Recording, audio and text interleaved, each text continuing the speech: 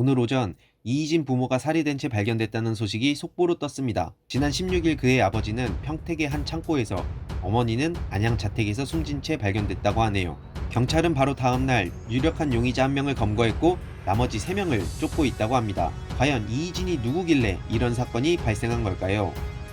그는 과거 청담동 주식 부자라고 알려졌습니다.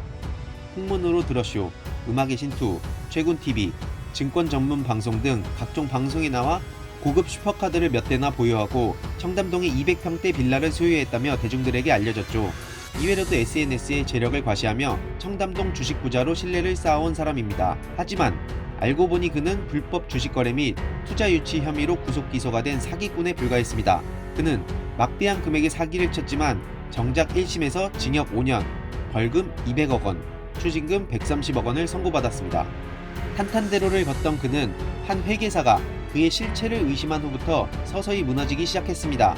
1조의 가치를 가진 회사가 금융감독원 전자공시에 조회가 안 된다. 회사의 자산이 얼마인지, 주주가 누구인지, 매출이 얼마인지 알 수 없다.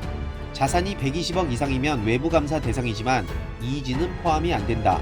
등을 문제 제기했죠. 이를 계기로 그의 만행은 하나씩 탄로나기 시작합니다. 명문대 입학 거짓, SNS 사진도 일부 퍼온 것이며 중국의 고위 인물을 만났다고 했으나 그 또한 거짓으로 밝혀졌죠.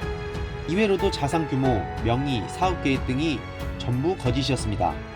결국 청담동 주식 부자를 자처하던 그는 일반인들의 피를 빨아먹으며 돈을 벌어온 사기꾼에 불과했던 것입니다. 문제는 이미 변호사에게 손을 써서 대부분의 돈을 빼돌렸을 것이라는 사실입니다.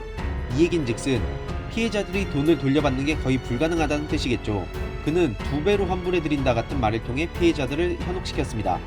그리고는 자신의 동생 회사에 매수를 하게끔 만들었죠. 돈이 없는 사람들에겐 대출까지 해준다면서 말이죠.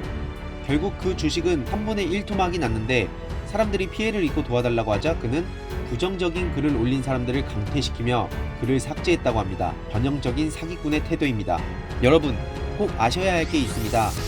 원금을 보장해준다, 돈을 대신 투자해준다 라는 말은 전부 불법이기 때문에 계약서를 써도 법적 보호를 받을 수 없다고 합니다. 이런 걸 전혀 모른 채 원금이 보장된다는 달콤한 말에 속아 계약서를 쓰고 나면 남는 건 피해뿐이죠.